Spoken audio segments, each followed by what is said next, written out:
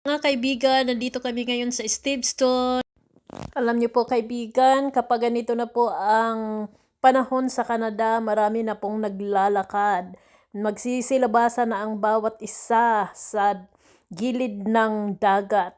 Ayan po ang dagat. Kung gusto niyo pong maglakad, napakaluwang ng area na ito.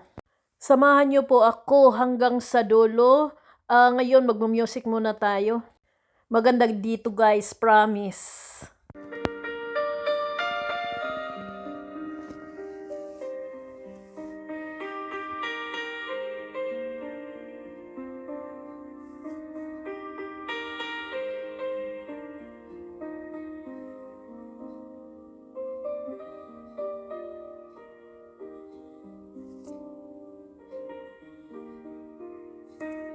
Maganda dito guys, mamimili ng isda. Nakabili kami ng isdang pagi. 2 kilo yata yun. $10.